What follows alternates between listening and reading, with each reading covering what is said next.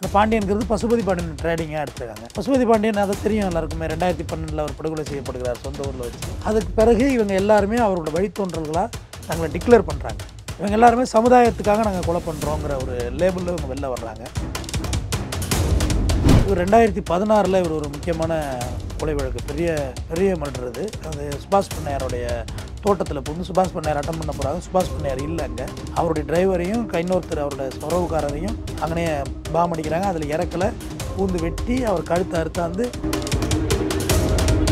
சட்டக்கல்லூரி படிச்சிருக்காரு, மேடையிலலாம் நல்லா எழுச்சியாக பேசுகிறாரு.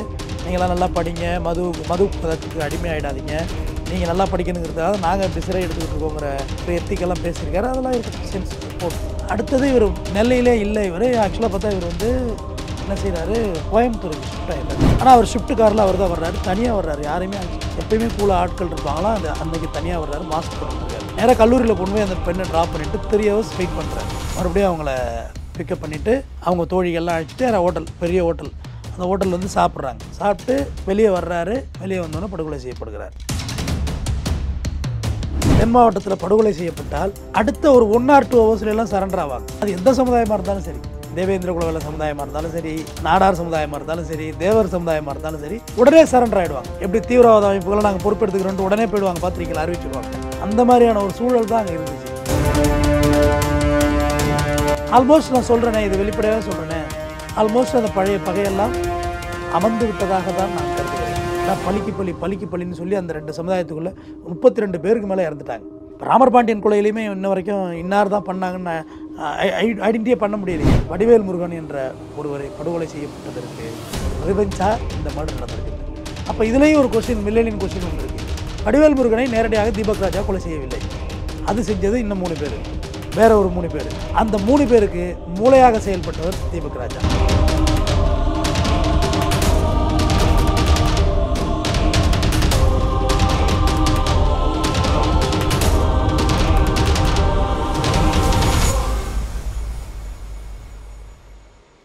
ரியல் ஒன் வாய்ஸ் நேயர்களுக்கு வணக்கம். இன்றைய நேர்காணலுக்காக நம்முடன் இணைகிறார் குற்றவியல் வழக்கறிஞர் டாக்டர் R.S. தமிழ்வந்தன் அவர்கள். வணக்கம் சார். வணக்கங்க. நெல்லைக்கு என்னதான் ஆச்சு அப்படின்ற மாதிரி பார்த்தீங்கன்னா, இந்த கடந்த 1 மாதம் காலமாகவே ரொம்ப ஒரு தமிழகமே திரும்பி பார்க்குற அளவுக்கு ஒரு பயங்கரவாதமும் அச்சுறுத்தல் நகரமாகவே நெல்லை மாறிட்டு வருதுதான் சொல்லணும். சமீபத்தில் காங்கிரஸின் முக்கிய பிரமுகரான ஜெயக்குமார் தனசிங் அந்த விவகாரமே இன்னும் முடிக்கப்படாமல் சிபிசிஐடிக்கு மாற்றப்படல. இந்த நிலையில் தீபக் ராஜா கொலையும் அங்கே பெரிய அளவில் அரங்கேறி இருக்குது. இது எப்படி பார்க்குறீங்க? முதல்ல தீபக் ராஜா யார்? ஜெயக்குமார் தனசிங் ஐயாவோட மரணம் வந்து அது வேறு டைப்பில் இருக்குது. அது என்ன பேட்டர்ன் வந்து தெரியல. சிபிசிஐடிக்கு கேஸ் ட்ரான்ஸ்ஃபர் ஆகிட்டு என்ன ஒன்றும் பிடிக்க முடியல. அது வேறு விஷயம், இது வேறு விஷயம். தீபக் ராஜா அவரோட பேர். அந்த பாண்டியன் என்பது பசுபதி பாண்டியன்லேருந்து பின்னாடி பாண்டியன் எடுத்து வச்சாங்க. இப்போ முன்னால் கூட ஒரு மரணம், ஒருத்தர் படுகொலை செய்யப்பட்டார். அவர் பேர் ராமர் பாண்டியன், கரூரில் படுகொலை செய்யப்பட்டார். அந்த பாண்டியன்கிறது பசுபதி பாண்டியன் ட்ரேடிங்காக எடுத்துருக்காங்க. பசுபதி பாண்டியன் அதை தெரியும் எல்லாருக்குமே. 2012 அவர் படுகொலை செய்யப்படுகிறார் சொந்த ஊரில் வச்சு. அதுக்கு பிறகு இவங்க எல்லாருமே அவரோட வழித்தோன்றல்களாக தங்களை டிக்ளேர் பண்ணுறாங்க. இவங்க எல்லாருமே சமுதாயத்துக்காக நாங்கள் கொலை பண்ணுறோங்கிற ஒரு லேபிளில் இவங்க வெளில வர்றாங்க. சமுதாய கொலைகள் தான் செய்வோம், அதாவது எங்கள் சமுதாய மக்கள் அடிபட்டாலும் நாங்கள் அங்கே வருவோங்கிற மாதிரி இவங்களோட தாட், இவங்க பேசுகிற ஒரு விஷயம். இவர் மேலே ஒரு 7 கொலை வழக்குகள் மற்றும் 28க்கு மேலே வழக்குகள் இவர் மேலே நிலுவையில் இருக்குது. இவர் 2016 இவர் ஒரு முக்கியமான கொலை வழக்கு, பெரிய மர்டர் இது. அது சுபாஷ் பண்ணையாருடைய தோட்டத்தில் புகுந்து சுபாஷ் பண்ணையார் அட்டன் பண்ண போகிறாங்க. சுபாஷ் பண்ணையார் இல்லை அங்கே. அவருடைய டிரைவரையும் இன்னொருத்தர் அவரோட உறவுக்காரரையும் அங்கனே பாம் அடிக்கிறாங்க. அதில் இறக்கலை, பூந்து வெட்டி அவர் கழுத்தை அறுத்தாந்து பசுபதி பாண்டியன் ஃப்ளெக்ஸில் வச்சு படையல் போட்டாங்க. அதில் இவருடைய பேரும் குறிப்பிடப்பட்டிருக்கிறது. யார்? தீபக் ராஜா பாண்டியன். தீபக் ராஜா பாண்டியன். ஆக்சுவலாக தீபக் ராஜாவோட பாண்டியன் தான் பின்னாடி சேர்ந்தது. அது போக இவரை பற்றி சொல்லணும் அப்படின்னு பார்த்தீங்கன்னா, இவர் அந்த ஒரு கொலை வழக்கில் இவரோட பேர் இருக்கிறது. இப்போ சிறையில் பார்த்தீங்கன்னா இவரோட ஃப்ரெண்டு மனோ, அவர் வந்து படுகொலை செய்யப்படுகிறார். சிறைக்குள்ளே அடித்து கொலை செய்யப்படுகிறார். அதுக்கு பழி தீர்க்கிறதுக்காக கான்ட்ராக்டர் கண்ணன் அப்படின்றவர், அவர் நாடார் சமுதாயத்தை சார்ந்தவர், அவரையும் வந்து இவர் அந்த கொலையில் இவர் பேர் இருக்குது. யார்? தீபக் ராஜா. அந்த தீபக் ராஜா பேர் இருக்குது.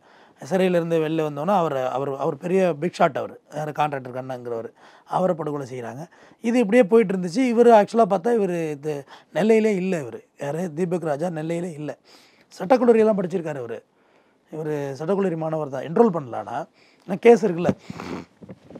சட்டக்கல்லூரி படிச்சிருக்காரு, மேடையிலலாம் நல்லா எழுச்சியாக பேசுகிறாரு. நீங்களாம் நல்லா படிங்க, மது பழக்கத்துக்கு அடிமையாயிடாதீங்க, நீங்கள் நல்லா படிக்கணுங்கிறதுக்காக நாங்கள் இப்படி சிறை எடுத்துக்கிட்டு இருக்கோங்கிற ஒரு எத்திக்கெல்லாம் பேசியிருக்காரு. அதெல்லாம் இருக்கட்டும், சென்ஸ் அது போட்டும். அடுத்தது இவர் நெல்லையிலே இல்லை. இவர் ஆக்சுவலாக பார்த்தா இவர் வந்து என்ன செய்கிறாரு, கோயம்புத்தூருக்கு ஷிஃப்ட் ஆகிடுறாரு. எப்போயாவது வர்றது போகிறது, இந்த மாதிரி ஒரு வாழ்வியல் அவருடைய லைஃப் ஸ்டைல் மாற்றிக்கிட்டார். ஏன்னா இங்கே இருக்கிறது அவ்வளோ இன்செக்யூராக இருக்குது. ஏன்னா கேஸ் நிறைய ஆகிட்டு, இதுக்கு மேலே இருக்க முடியாது. போலீஸும் நெருக்கடி கொடுக்க ஆரம்பிச்சிருவாங்க. ப்ளஸ்ஸு ஏன்னா இவங்கள A+ ரோடின்னு சொல்லுவாங்க, A+ல் சேர்த்துருவாங்க, HA சொல்லுவாங்க, ஹை செக்யூரிட்டி, அதில் போயிடுவாங்க. ப்ளஸ்ஸு எதிர்ப்புகளும் அங்கே அதிகமாகிட்டே இருக்கும். இப்படி தான் ஒரு ஷேப் போயிட்டு இருந்தது. அப்புறம் இவருடைய காதலி, அது யாருன்னா ஜெயிலில் அடித்து கொலை செய்யப்பட்டார் மனோ, அவருடைய காதலின்னு சொல்லப்படுகிறது. இவருடைய சமுதாயத்தை, தேவேந்திர குலவெல்லா சமுதாயத்தை சார்ந்தவங்க தான். முதல்ல தேவேந்திர குலவெல்லா சமுதாயம் வந்து தங்கள் ஆரம்பத்திலே தாங்கள் வேளாண் குடிகள், நாங்கள் பட்டியலினம் இல்லை அப்படின்றது தான் பசுபதி பாண்டியனுடைய எத்திக். அவர் தான் அதை கடைசி வரையும் எங்களை ஏன் பட்டியலில் வச்சுருக்கேன்னு சொன்னாங்க. இவங்களும் அதான் சொல்கிறாங்க, நாங்கள் பட்டியலில் இருக்க வேண்டிய அவசியம் இல்லை, நாங்கள் வேளாண்குடியை சார்ந்தவர்கள்ங்கிறது இவங்களுடைய ஒரு தியரிக்கல். இது இப்படி தான் அவங்க வரலாறு அவங்க சொல்கிறாங்க. அடுத்தபடியாக இவர் அந்த அந்த முத்துமனோடைய லவ்வர் தான் இப்போ தீபக் ராஜா கல்யாணம் பண்ண, அடுத்த வாரம் கல்யாணம் இருக்குது. தீபக் ராஜாவுக்கும் அந்த பெண்ணுக்கும், பெண் பேர் வேண்டாம், திருமணம். இப்போ இந்த சூழலில் வந்து அந்த பெண் என்ன சொல்கிறாங்க, இது மாதிரி என் ஃப்ரெண்ட்ஸுக்கெல்லாம் ஒரு ட்ரீட்டு கொடுக்கணும், நீங்கள் வாங்க நெல்லைக்கு வாங்க, ட்ரீட்டு கொடுக்கணும் அப்படின்னோடனே இவர் வருங்கால மனைவி அழைக்கிறாள், அவங்களுடைய நெருங்கிய தோழிகள் கொடுக்கணும் அப்படிங்குள்ள ஒரு இயல்பான ஒரு விஷயந்தான். பட் அது அவருக்கு இயல்பான விஷயம் கிடையாது, சாதாரண சிவிலியன்ஸுக்கு அது இயல்பு. இந்த மாதிரி காம்ப்ளிகேட்டான லைஃபுக்குள்ளவங்களுக்கு இயல்பு கிடையாது. ஆனால் அவர் ஷிஃப்ட் காரில் அவர் தான் வர்றாரு, தனியாக வர்றாரு, யாரையுமே அழைச்சிட்டு வரல. எப்பயுமே கூலாக ஆட்கள் இருப்பாங்களாம், அது அன்றைக்கி தனியாக வர்றாரு, மாஸ்க் போட்டிருந்திருக்காரு. நேராக கல்லூரியில் கொண்டு போய் அந்த பெண்ணை ட்ராப் பண்ணிவிட்டு 3 hours வெயிட் பண்ணுறாரு. மறுபடியும் அவங்கள பிக்கப் பண்ணிவிட்டு அவங்க தோழிகள்லாம் அழைச்சிட்டு ஹோட்டல், பெரிய ஹோட்டல், அந்த ஹோட்டல் வந்து சாப்பிட்றாங்க. சாப்பிட்டு வெளியே வர்றாரு. வெளியே வந்தோன்னே படுகொலை செய்யப்படுகிறார். ஒரு 6 பேர் கொண்ட கும்பல் வந்து வெட்டுறாங்க. அதாவது இதில் என்ன பெரிய விஷயம்னா, நிறைய அவிழ்க்க முடியாத முடிச்சுகள் இருக்குது. நான் எல்லா தொலைக்காட்சியிலையும் இதான் சொல்லிட்டு வர்றேன். அதை முடிச்சுகளே காவல்துறை தான் ஒன்று ஒன்றா அவிழ்க்கணும். ஏன்னா டே ஒன்லேருந்து நான் சொன்னது என்ன விஷயம்னா, நெல்லையில் தென் மாவட்டத்தில் படுகொலை செய்யப்பட்டால் அடுத்த ஒரு 1 or 2 hours சரண்டர் ஆவாங்க. அது எந்த சமுதாயமாக இருந்தாலும் சரி, தேவேந்திர குலவெல்ல சமுதாயமாக இருந்தாலும் சரி, நாடார் சமுதாயமாக இருந்தாலும் சரி, தேவர் சமுதாயமாக இருந்தாலும் சரி, உடனே சரண்டர் ஆகிடுவாங்க. எப்படி தீவிரவாத அமைப்புகளை நாங்கள் பொறுப்பெடுத்துக்கிறோன்ட்டு உடனே போயிடுவாங்க, பத்திரிக்கையில் அறிவிச்சிடுவாங்க. அந்த மாதிரியான ஒரு சூழல் தான் அங்கே இருந்துச்சு. ஆனால் இந்த வழக்கில் நான் அப்பையிலேருந்து கேட்டு வந்த விஷயம் வந்து இன்னும் யாருமே இன்னும் அதுக்கான குழுவே இல்லை அப்படின்னப்பே, இது ஜாதிய கொலை இல்லை அப்படிங்கிறது மட்டும் என் மைண்டில் ட்ரிகர் ஆகிட்டே இருந்துச்சு. இது வேறு ஏதோ ரிவெஞ்ச் நடந்திருக்கு. ஆக்சுவலாக எல்லோரும் சந்தேகப்பட்டது வேறு மாதிரி. ஏன்னா பண்ணையார் டீமுக்கும் இவங்களுக்கு தான் மோதல் இருந்துச்சு. ஒருவேளை அவங்களுக்குள்ளே தான் பழைய பகை எதுவும் தீர்க்குறாங்களோ அப்படின்ற ஒரு கணிப்பு தான் எல்லாருக்கும் இருந்துச்சு. கான்ட்ராக்டர் கண்ணனுக்கான படுகொலை ரிவெஞ்சாக இருக்குமோங்கிற யோசனை எல்லார்ட்டையுமே ஓடிக்கிட்டு இருந்துச்சு. ஏன்னா இதுதான் ஸ்பீடாக மூவ் ஆகிட்டு இருந்த ஒரு ஜேர்னி அந்த ஸ்டோரியில். ஆனால் ஆக்சுவலாக அது யாருமே எதிர்பார்க்கல. இது வேறு மாதிரி இருந்துட்டு, இது தீபக் ராஜாவுமே எதிர்பார்த்துருக்க மாட்டார். எதிர்பார்த்துருந்தா வந்தே இருக்க மாட்டார். ஏன்னா அவர் நினச்சதெல்லாம் அந்த பழைய சர்க்கிளில் உள்ள 2016 கொலை, அந்த பழைய பகையே தான் இவர் திங்கிங்கில் இருந்துக்கிட்டே இருந்துச்சு. புதுசாக ஒரு ஆள் உருவானது இவருக்கு தெரியவே இல்லை. அதனால தான் இவர் ஈஸியாக சிக்கிட்டார். ஏன்னா பழைய பகை வந்து ஆல்மோஸ்ட், நான் சொல்கிறேனே, இது வெளிப்படையாக சொல்கிறேனே, ஆல்மோஸ்ட் அந்த பழைய பகையெல்லாம் அமர்ந்து விட்டதாக தான் நான் கருதுகிறேன். ஏன்னா பலிக்கு பலின்னு சொல்லி அந்த 2 சமுதாயத்துக்குள்ளே 32 பேருக்கு மேலே இறந்துட்டாங்க. இப்போ ராமர் பாண்டியன் கொலையிலையுமே இன்ன வரைக்கும் இன்னார் தான் பண்ணாங்கன்னு ஐடென்டிஃபை பண்ண முடியலையே. அதுவும் வேறு ஏதோ பர்சனல் ரிவெஞ்ச் தான் பார்க்கணும். ஏன்னா ஜாதிய கொலை வந்து சரண்டர் ஆவாங்க. கெத்துக்கு பண்ணுறது தானேங்க ஜாதிய கொலை. என் ஜாதியில் ஒருத்தர் கொண்டுட்டே உன்னை கொண்டுட்டேன் அப்படின்னு போய் சரண்டர் ஆகிறது தானே. அதில் மாஸ் காமிக்க தானே அந்த மர்டர் நடக்குது. ஆனால் இதில் யாருமே சரண்டர் ஆகலை. அப்போ ராமர் பாண்டியன் கொலை வழக்குலையும் சரண்டர் காமிக்கலை, இதுலேயுமே சரண்டர் காமிக்கலை. அப்போயே நான் யோசித்தேன், இது வந்து அந்த பழைய பின்னணியான கொலை அல்ல, இது வேறு ஏதோ பர்சனல் ரிவெஞ்சு இவருக்கு இருந்துக்கிட்டே இருந்திருக்குன்னு. அப்போ தான் ஒரு பர்சனல் ரிவெஞ்சு. இதில் பார்த்தீங்கன்னா ஏற்கனவே 5 பேர் சரண்டராக இருந்தாங்களா, 5 பேருக்கும் சம்பவம் என்னென்னு தெரியல. அவங்கள்ட்ட லீடே எடுக்கலை, போலீஸ் எடுக்க முடியல. 16 தனிப்படைகள் அமைச்சிருக்காங்க, அமைச்சிருந்தும் லீடு எடுக்க முடியலை போலீஸ். ஏன்னா அந்த 5 பேரை ஒன்றும் விஷயமே இல்லாதவங்களை வச்சுருந்து என்ன பண்ணுறது. பொதுவாக வெட்டுறவங்க சொல்லிடுவாங்க, இதுக்கு தான் கொலை பண்ணோம் சார், எங்களை அடிக்கிற எல்லாம் வச்சது, எங்கே கழுத்து போகணும் சொல்லுங்கள், போடுறேன், இப்படி தான் பேசுவாங்களே போலீஸ்கிட்ட. எங்கே கழுத்து போகணும் சொல்லுங்கள் சார், போட்டு போயிட்டே இருக்கோம் சார், ரிமாண்ட் பண்ணுங்கள் அப்படின்ட்டுருவாங்க. ஏன்னா அது டிலேவே இருக்காது. போலீஸுக்கும் தெரியுது இப்படி தான் நடந்திருக்கும்னு. அதுதான் பொதுவாகவே நான் பார்த்த வகையில். ஆனால் இதை பொறுத்தவரையிலையும் அப்படி ஒரு விஷயம் இல்லை. மறுபடியும் ஒரு 4 பேரை தூக்குறாங்க. 4 பேர் தூக்குனப்போ தான் புதுசாக ஒரு விஷயம் முளைக்கிறது. வடிவேல் முருகன் என்ற ஒருவரை படுகொலை செய்யப்பட்டதற்கு ரிவெஞ்சாக இந்த மர்டர் நடந்திருக்குன்னு. அப்போ இதுலேயும் ஒரு கொஸ்டின், மில்லேனியன் கொஸ்டின் ஒன்று இருக்குது. வடிவேல் முருகனை நேரடியாக தீபக் ராஜா கொலை செய்யவில்லை. அது செஞ்சது இன்னும் 3 பேர், வேற ஒரு 3 பேர். அந்த 3 பேருக்கு மூளையாக செயல்பட்டவர் தீபக் ராஜா. 3 பேர் வடிவேல் முருகனை கொலை செய்ய வச்சாங்க இல்லையா, அதுக்கு பேக்கில் இருந்து இயக்குனது தீபக் ராஜா அப்படின்றது தான் அவங்க சொன்ன தகவல். இதுக்கு சரி, வடிவேல் முருகனுக்கு யார் ரிவெஞ்ச் எடுத்ததுன்னா நவீன் ஒரு முக்குளத்து சமுதாயத்தை சார்ந்தவர்.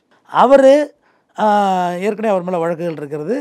அவர் யாரோட எப்படி ஃப்ரெண்டாக வராங்கன்னா சிறையில் பழக மாறாங்க. யார்? வடிவேல் முருகனும் நவீன் போஸ் 2 பேரும் சிறையில் நெருக்கமான கூட்டாளிகளாக பழகுறாங்க. அப்போ தான் ஃப்ரெண்டை கொண்டுட்டாங்களே அப்படின்ற ஒரு வேகத்தில் இவர் அதுக்கான ஸ்கெட்சை எடுத்துக்கிட்டே இருந்திருக்காரு. யார்? நவீன் போஸ் எடுத்ததில் தான் இந்த டீமை இறக்கி வச்சு தீபக் ராஜாவை படுகொலை செய்தது. இதுதான் இப்போ வரைக்கும் போலீஸ் கொடுத்துருக்க ஸ்டேட்மெண்ட். இப்போ அவங்களோட காதலியும் விசாரணை வளர்ச்சிக்குள்ளே வந்திருக்காங்க. இதனால விசாரணை வளர்ச்சிக்குள்ளே வராங்க. இல்லை, இது நான் ஏற்கனவே இந்த கொஸ்டினை வந்து நான் ரேஸ் பண்ணி தான் இருந்தேன். எப்படின்னா, ஒரு கொலை என்பது ஓரிரு நாட்கள் திட்டமிட்டு செய்ய முடியாது. அது வேறு வழியே இல்லைன்னா பூந்து வெட்டுறது. அது சொந்த பந்தத்துக்குள்ளே பண்ணுவாங்க தெரியுமா? பக்கத்து வீடு அங்காளி பங்காளியை வெட்டுவாங்கல்ல, அதுதான் ஒரு நாளில் போய் பூந்து வெட்ட முடியும். ஆனால் இன்னொரு கேங்ஸ்டர் அட்டன் பண்ணணுன்னா ஒரு நாளெல்லாம் முடியாது. ஏன்னா உங்களுக்கு பாதுகாப்பு இருக்கும். இவர்கிட்டே துப்பாக்கி இருந்திருக்கு. துப்பாக்கி காரில் வச்சுட்டு எதுக்கு சாப்பிட போனார்? இதெல்லாம் ஆன்சரே இல்லையே. இவர்கிட்ட ஒரு ரிவால்வர் இருக்குது, போலீஸ் செக்யூர் பண்ணியிருக்காங்க. அதை எது காரில் வச்சுட்டு சாப்பிட போகணும்? இவர் ஜீன் தான் போட்டிருக்காரு, ஜீன்ஸ் பேண்ட்டு. உள்ளே வச்சுட்டு போய் சாப்பிட்லாம்ல, என்ன இருக்குது அதில்? ஆல்மோஸ்ட் ஒரு HS A+ ரவுடி தான். என்னோட போலீஸ் பிடிச்சாலும் அதை பற்றி கவலைப்பட போகிறதில்ல, ரிமாண்ட் ஆகிறார், அதை பற்றியெல்லாம் பெருசாக எடுத்துக்க போகிறதில்ல. அவர் ஏன் காரில் வச்சுட்டு போனார்? அது ஒரு கொஸ்டின். அதுமாரி ஒரு வெட்டுப்பட்ட பிறகு ஒரு ஹோட்டல்லேருந்து சாப்பிட்டா எல்லோரும் தானே வெளியில் வருவாங்க. அந்த CCTV ஃபுட்டேஜ் பார்த்தீங்களா? இவர் தனியாக தான் வர்றாரு. அவங்க காதலியெல்லாம் ரொம்ப லேட்டாக தானே வர்றாங்க. அந்த காதலி மட்டும் தான் பக்கத்தில் உட்காந்து அழுகுறாங்க. அவங்க கூட இருந்து சாப்பிட்ட ஃப்ரெண்ட்ஸ் எல்லாம் எங்கே போனாங்க? இப்போ தான் சாப்பாடு வாங்கி கொடுத்துட்டு கை ஈரம் காயல வெட்டுப்பட்டு படுகொலை செய்யப்பட்டு கிடக்கிறார். கூட வந்தவங்களாம் எங்கே போனாங்க? பதிலே காணும். அதுக்கும் பதில் இல்லை. இவர் இவ்வளோ தூரத்துலேயும் தனியாக எப்படி வந்தார்? இங்கே தனியாக வருவாங்களா? ஒரு கேஸ் எடுத்துட்டாலே ஒரு 4-5 பேர் எப்பயுமே இருப்பாங்க. இவ்வளோ தூரம் இப்படி தனியாக வந்தார். தனியாக வந்தவர் பொதுவாக கேங்ஸ்டர் வந்து இந்த மாதிரி சின்ன கார் வச்சுக்க மாட்டாங்க. ஏன்னா ஆஃப் ரோடு ஓட்டுறதுக்கு வந்து தயாராக இருக்கணும் அந்த வெஹிக்கிள். பெரிய வண்டிகள் இருக்குல்ல, ஸ்கார்பியோ, பொலேரோ, ஜீப் டைப் இருக்குல்ல, ஃபார்ச்சுனர், இதுதான் வச்சுருப்பாங்க. ஏன்னா அது டக்குன்னு ஒரு பிரச்சனையாவது, ஒரு கட்டமுன்னு ஒரு ரோட்டில் ஓடணுனாலும் அந்த வண்டி தயாராக இருக்கும். அதுதான் வச்சுருப்பாங்க. ஹைட்டான வண்டி தான் வச்சுருப்பாங்க. சின்ன கல்லை போட்டுலாம் வண்டியை நிப்பாட்ட முடியாது, அடித்து தூக்குடாங்கிற மாதிரி வண்டியாக தான் வச்சுருப்பாங்க. ஆனால் ஏன் ஒரு சின்ன காரில் வர்றாரு, ஒரு ஸ்விஃப்ட் காரில்? அடுத்த வாரம் கல்யாணம், இப்போ ட்ரீட்டு கொடுக்க வேண்டிய அவசியம் என்ன இருக்குது? கல்யாணத்தில் எல்லோரும் சேர்ந்து சாப்பிட தானே போகிறாங்க. இதெல்லாம் கொஸ்டின். அப்போ காதலியை வந்து போலீஸ் விசாரணை வளையத்தில் கொண்டு வர்றாங்க. ஏன்னா 2 பேரை வாட்ச் பண்ணியிருந்தால் தான் அந்த மர்டர் பண்ணியிருக்க முடியும். ஒன்று தீபக் ராஜா கூட இருந்த யாராவது ஸ்கெட்ச் கொடுத்துருக்கணும். ஸ்கெட்ச் கொடுக்காமலாம் பண்ணவே முடியாது இந்த மர்டர்லாம். இதெல்லாம் ரொம்ப காம்ப்ளிகேட்டடான விஷயம். பட்ட பகல், ராத்திரி கூட கிடையாது. சரி, தீபக் ராஜா கூட உள்ளவங்க தான் ஸ்கெட்ச் கொடுத்தா திருநெல்வேலியில் வச்சு தான் கொல்லணும்னு அவசியம் இல்லை. கோயம்புத்தூர் வச்சே கொண்டு இருக்கலாம். உண்மை தானே? கோயம்புத்தூர் வச்சு அதுக்கான டிராயிங்கை கொடுத்துருக்கலாம். அப்போ அதையும் நம்ம கொஞ்சம் லெஸ் பண்ணி பார்க்கணும். அப்புறம் இங்கே காதலி எதுக்காகனா இந்த சந்தேகத்துக்கு தான் காதலியை விசாரிக்கிறாங்க இந்த விசாரணை. இப்போ ஜேக்கப் என்பவரோட காதலியும் ஒரு ஆடியோ ரிலீஸ் பண்ணி, ஆமாம், இன்ஸ்டாகிராமில் வெளியாக இருக்குது. ஒரு 3 months இருக்குமா. ஜேக்கப் அவர் நாடார், கரெக்டு தானே? அந்த ஆடியோவில் வந்து தீபக் ராஜா, அதிசய பாண்டியன், ஊசி பாண்டியன் இவங்களெல்லாம் கொல்ல போகிறாங்க அப்படின்னு சொல்லி ஆடியோ வெளியிட்டாங்க. பட் அது அவங்க வாய்ஸாக என்னன்னு நமக்கு தெரியாது. இதெல்லாம் வந்து இந்த க்ரைமை பொறுத்தவரையிலும் எதுவுமே இதுதான்னு சொல்லவே முடியாது, சொல்லவும் கூடாது. நம்ம அந்த அறிந்த தகவல்களை இணைச்சி சொல்கிறோம். அப்போ அந்த ஆடியோவுக்கு பிறகு அவங்க பாதுகாப்பாக இருந்திருக்கணும். இல்லை அந்த ஆடியோவை வச்சு ஜேக்கப் நாடார்கிட்ட, எனக்கு தெரிஞ்ச ஆடியோ ரிலீஸ் ஆகிட்டு கொலை பண்ணதே ஜேக்கப் நாடார் குரூப் இல்லையே. அப்போ சமாதானம் பேசி தானே இருக்கணும். ஏதோ ஒன்று நடந்திருக்குல்லங்க, அவங்க பண்ணலை, இல்லை அவங்க டிலே பண்ணுறாங்களா, இல்லை மற்ற ஊசி பாண்டியன், அதிசய பாண்டியனை யாராவது பண்ணுறதுக்கு இருக்காங்களாங்கிறதுலாம் நடந்தால் தான் நமக்கு சொல்ல முடியும். கொஸ்டினே ஆன்சர் அதுதான். இப்போது நெல்லையில் வெளியில் வச்சு கூட கொலை பண்ணிக்கலாம். நெல்லை டவுனுக்குள்ளே இவர் வெட்டுறதுக்கான காரணம் அதுதான் ஸ்கெட்சு. இவர் 3 hours காலேஜ் வாசல்லே வெயிட் பண்ணியிருக்காரு. அந்த பொண்ணை மறுபடியும் ஏற்றிட்டு அவங்க ஃப்ரெண்ட்ஸ் ஏற்றிட்டு அந்த ஹோட்டலுக்கு வர்றாரு. ஹோட்டலில் 1/2 hour சாப்பிட்ருப்பாங்க. எப்படியும் ஒரு குறைந்தபட்சம் ஒரு 1/2 hour சாப்பிட மாட்டீங்க லஞ்செல்லாம். அப்போ அந்த 1/2 hour அந்த டீம் ரெடியாகி கரெக்டாக ஆகிட்டாங்க, சோர்ஸாக இருந்துட்டாங்க. ஆனால் ஆக்சுவலாக இது அன்னைக்கு அலைனான டீமே கிடையாது. இன்றைக்கி இது நடக்க போகுதுன்னா குறைந்தபட்சம் ஒரு 10 நாளைக்கு முன்னாடியாவது அலைன் பண்ணுவாங்க. எல்லோரும் ஒரு இடத்துக்கு அசம்பிள் ஆனால் தான் மர்டரே பண்ண முடியும், இல்லைனா பண்ண முடியாது. திடீர்னு நீங்கள் ஒரு வேலையாக இருப்பீங்க, அவர் ஒரு வேலையாக இருப்பார். எல்லாரும் எப்படி ஒரே நேரத்தில் கூப்பிட முடியும்? எல்லோரும் அலையில் ஆக முடியாது, இல்லை ஒரே இடத்துல சிங்க் ஆக முடியாது. புரியுதா நான் சொல்கிறது? ஒரே இடத்துல சிங்க் ஆக முடியாது. அப்போ எல்லோரும் 10 நாளைக்கு முன்னாடியே இதுக்கான வழிகளை தோண்டி இருக்கணும். குறைந்தபட்சம் ஒரு 6 மாதமாவது இவருக்கு லைன் எடுத்துருக்கணும், இல்லைன்னா பண்ண முடியாது. இதை பிப்ரவரி, மார்ச், ஏப்ரல், மே 3 மாதம் இருக்குது. கரெக்டாக 90 நாள் லைன் எடுத்திருக்காங்க. லைன் எடுத்து செஞ்சுருக்காங்க. அவர் வடிவேல் முருகன் இறந்த அன்னிலேருந்தே இந்த திட்டத்துக்கு வந்திருக்கணும் பண்ணணுன்னு. ஏன்னா நவீன் அரெஸ்ட் ஆகலை. நவீன் போஸ் அரெஸ்ட் ஆனால் தான் மற்ற அவர்கிட்ட வாங்குற ஒப்புதல் வாக்குமூலத்தை வாங்கினா தான் உண்மை என்னென்னு தெரியும். இது வரைக்கும் போலீஸ் ஒன்றத்தை வட்டார தகவலை நம்ம சொல்கிறோம். நவீன் என்ன சொல்கிறாருன்னு சொல்லணும்ல. அவருக்கு எனக்கு அதுக்கு சம்மந்தமே இல்லைன்னா என்ன செய்ய முடியும்? இந்த படுகொலையை நவீன் வந்து தான் முடிச்சு அவிழ்க்க வேண்டும். நவீன் எனக்கு சம்மந்தமே இல்லைன்னா என்ன செய்ய முடியும்? ஏன்னா இப்போ வரைக்கும் சரண்டர் ஆகலை. இந்த டைம் வரைக்கும் நீ சாட்டர்டே வேறு, நீ சரண்டர் ஆக முடியாது, வாய்ப்பு கம்மி. மேஜிஸ்ட்ரேட் வீட்டில் போய் தான் ஆகணும், அதுவும் ஏற்றுக்கணும், மேஜிஸ்ட்ரேட் ஏற்றுக்கணும். அதுவும் இப்போ தேவையில்லாத ஒரு சைட்டேஷன்லாம் இப்போ கொண்டு வந்திருக்காங்க கோர்ட்டு. என்னென்னா எந்த ஜூரிஸ்டிக்ஷனில் கொலை நடக்குதோ அந்த ஜூரிஸ்டிக்ஷன்லாம் நீங்கள் போய் சரண்டர் ஆகணும். அது எப்படி அது சட்டத்தை ஏற்றுறாங்க, லாஜிக்னே தெரியல. இப்போ அவர் நெல்லையில் போய் சரண்டர் ஆகணுங்க. சரண்டர் ஆகல அவரை வெட்ட மாட்டாங்களா? கோர்ட்டு கேம்பஸில் வச்சு வெட்ட மாட்டாங்களா? எங்கனே ஒரு இடத்துல சரண்டர் ஆகுனா போலீஸுக்கு வேலை மிச்சங்க. இது போலீஸுக்கு தான் தேவையில்லாத தலைவலி. சென்னையில் இருக்காருன்னு ஒரு உதாரணத்துக்கு வச்சுக்கோம். சென்னையில் பக்கத்தில் சைதாப்பேட்டை இருக்குது, எக்மோர் இருக்குது, இந்த ஜார்ஜ் டவுன் கோர்ட் இருக்குது. ஏதோ ஒரு கோர்ட்டில் சரண்டர் பண்ணி விட்டு போயிடலாம்ல. சரண்டர் பண்ணால் புழல் அடைச்சிட்டு போகிறாங்க. அடுத்த நாள் வந்து எஸ்கார்டு பாளையங்கோட்டை எடுத்துகிட்டு போயிட போகிறாங்க. இப்போ இது பிரச்சனை இல்லை. இது இப்போ இவர் இங்கேருந்து நெல்லை போகணும், அங்கே இப்போ மறைஞ்சு இருந்து போய் சரண்டர் ஆகணும். எவ்வளோ பிரச்சனை இருக்குது, எவ்வளோ ரிஸ்க் இருக்குது. இந்த சட்டத்தை உடனடியாக ஆல்ட்ரு பண்ணணும் ஜட்ஜஸ், உயர்நீதிமன்ற நீதிபதிகள் உடனடியாக கன்சிடர் பண்ணணும். இது ரொம்ப தப்பான ஒரு ஜட்ஜ்மெண்ட் இது. இப்போ தொடர்ந்து இது போல் ரிவெஞ்ச் மரணங்கள், கொலைகள் தடுக்கணும்னா என்னென்ன இது முன்னேற்பாடுகளை போலீஸ் கையாளணும் சார்? போலீஸ் வந்து ஒரு ஆளுக்கு ஒரு போலீஸ் போட முடியாது. ஆனால் ஐஏஎஸ் கொஞ்சம் இன்னும் கவனமாக இருக்கணும். உளவுத்துறை இன்னும் கொஞ்சம் கவனமாக அலர்ட்டாக இருக்கணும். யார் யாருக்கு இன்னும் சொல்லப்போனால், நீங்கள் ஒரு ஒரு ஒரு கொலை செய்கிறீங்க, அப்போ உங்களுக்கு கொலை திரும்பி வரத்தான் செய்யும். போலீஸ் என்ன செய்கிறது சொல்லுங்கள்? இடையில போலீஸ் பாட்டு தான் இப்போ இருந்துட்டான். அவன் என்ன தான் செய்கிறது? நாளா மத்தளத்துக்கு ஒரு இடத்துல போலீஸுக்கு 2 இடத்துல அடி. ஒரு பக்கம் டிபார்ட்மெண்ட்டு பிடிச்சிட்டியாங்க, இன்னொரு பக்கம் அக்யூஸ்டு ஓடிக்கிட்டே இருப்பான். 2 பக்கத்துலேயும் அடி வாங்கிட்டு போலீஸ் தான் கஷ்டப்படும். அதனால் போலீஸை பொறுத்தவரையும் எனக்கு தெரிஞ்ச வரையிலையும் கூப்பிட்டு சொல்லுவாங்க, நீ இங்கே இருக்காத, உனக்கு இங்கே இது மாதிரி ப்ராப்ளம் ரேஸ் ஆகுது, நீ இந்த இடத்த விட்டு கிளம்புன்னு நிறையா போலீஸ் எனக்கு தெரியும். கொலைகாரனாகவே இருந்தாலும் சொல்லுவாங்க, நீ ஓடி போயிடு, இங்கே பிரச்சனை ஓவராக இருக்குன்னு சொல்லுவாங்க. ஏன்னா ஒரு கொலை நடந்தால் மறுபடியும் போலீஸுக்கு பிரச்சனை, எஃப்ஐஆர் போடணும், அக்யூஸ் அரெஸ்ட் பண்ணணும், கொண்டு ரிமாண்ட் பண்ணணும், சார்ஜ் ஷீட்டு போடணும், விட்னஸ் ஏற்றணும், ஃபோரன்சிஸ்க்கு பாடி அனுப்பணும், போஸ்ட்மார்ட்டம் பண்ணணும், போஸ்ட்மார்ட்டம் பண்ணி பாடியை ஒப்படைக்கணும். பாடியை வாங்க மாட்டாங்க, அக்யூஸ்ட் அரெஸ்ட் பண்ணாதான் பாடியை வாங்குவாங்க, பஸ்ஸை மறிப்பாங்க. சிம்பிளாக ஒரு 10 பிரச்சனை சொல்லிட்டேன்னா, எல்லா போலீஸை ரொம்ப கிண்டலாக பண்ணுறோம். சிம்பிளாக ஒரு 10 பிரச்சனை ஒரு மர்டரில் போலீஸ் சந்திச்சே ஆகணும். இப்போ நீங்கள் வந்து இது ஜாதிய கொலை இல்லை அப்படின்னு சொல்கிறீங்க. ஆனால் ரஞ்சித் அவர்கள் எக்ஸ்தல பக்கத்தில் ஒரு பதிவு விட்டுருக்காரு. சக மனிதனை படுகொலை செய்யும் மறவர் சமூகத்தை சேர்ந்த சாதி வரி பிடித்த குற்றவாளிகளை உடனடியாக SC/ST வன்கொடுமை தடுப்பு சட்டத்தின் கீழ் கைது செய்து பாதிக்கப்பட்ட குடும்பத்திற்கு நீதி வழங்கிட வேண்டும் அப்படின்னு சொல்லிட்டு எக்ஸ்தல பக்கத்தில். இப்போ இது ஜாதிய கொலையா ஜாதிய கொலை இல்லையான்னு நான் சொல்லலை. ஏன்னா நான் ஒரு பொறுப்பான ஒரு வழக்கறிஞர், நான் பொறுப்பாக பேசணும். இதை ட்ரிகர் பண்ணி விடுற மாதிரி இது மாதிரி போடக்கூடாது. அதாவது இந்த படுகொலைக்கு தீர்வு காண வேண்டும் என்று சொல்வதற்கு எல்லாருக்கும் உரிமை இருக்குது. எனக்கு இருக்குது, உங்களுக்கு இருக்குது. நீங்கள் கொலைகாரனாகவே இருந்தாலும் உங்களை கொலை செய்வதற்கு சக மனிதனுக்கு உரிமை இல்லை. கோர்ட்டு தான் உங்களை தூக்கு தண்டனை கொடுக்கணும், வேறு யாரும் கொடுக்கக்கூடாது. இல்லை மேலே இருக்க கடவுள் தான் உங்களை எடுக்கணும். ஆனால் இவர் பாரஞ்சித்து போட்டிருக்கிறது நான் வன்மையாக இது வந்து தவறானது இது.